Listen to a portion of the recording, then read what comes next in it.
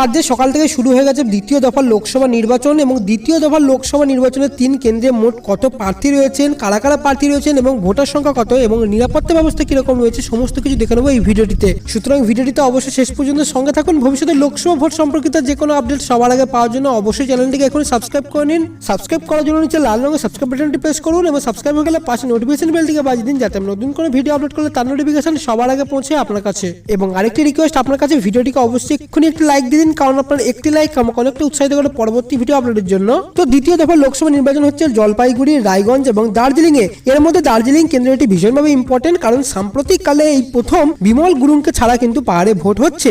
দার্জিলিং আসনে মোট 16 জন প্রার্থীর ভাগ্য নির্ধারণ হতে চলেছে। প্রার্থী তালিকা দীর্ঘ হওয়ার জন্য দার্জিলিং এ 1899টি বুথে 2টি করে ইভিএম রয়েছে। পাহাড় এবং সমতল মিলিয়ে এই কেন্দ্রে মোট ভোটারের সংখ্যা হচ্ছে 16,564 জন এবং দার্জিলিং কেন্দ্রে কিন্তু 80% বুথকে স্পর্শকাতর হিসেবে ঘোষণা করা হয়েছে এবং এই কেন্দ্রে রয়েছে 7,700 অর্থাৎ প্রায় 77 কোম্পানির কেন্দ্রীয় বাহিনী। অন্যদিকে আবার জলপাইগুড়ি কেন্দ্রে রয়েছে মোট 44 কোম্পানির কেন্দ্রীয় বাহিনী। জলপাইগুড়ি লোকসভা কেন্দ্রে মোট 1868টি বুথে ভোট গ্রহণ চলছে। এর মধ্যে 354টি স্পর্শকাতর বুথ। মোট 12 জন প্রার্থীর ভাগ্য নির্ধারণ হবে আজ। এই কেন্দ্রে মোট ভোটারের সংখ্যা হচ্ছে 17,31,834 জন। তৃতীয় অর্থাৎ শেষ কেন্দ্র রায়গঞ্জে মোট ভোটারের সংখ্যা হচ্ছে 15,99,948 জন।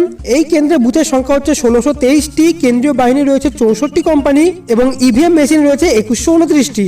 এরপর আপনাকে দেখিয়ে দিই 3 কেন্দ্রের প্রার্থীদের নাম। শুরু করবো আমরা রায়গঞ্জ দিয়ে। তো রায়গঞ্জে এবারে তৃণমূলের প্রার্থী দাঁড়িয়েছেন কানাইলাল আগরওয়াল, মোহাম্মদ সেলিম দাঁড়িয়েছেন সিপিএম এর হয়ে, দেবশ্রী চৌধুরী দাঁড়িয়েছে বিজেপির হয়ে, দীপা দাসমুন্সি দাঁড়িয়েছেন কংগ্রেস হয়ে।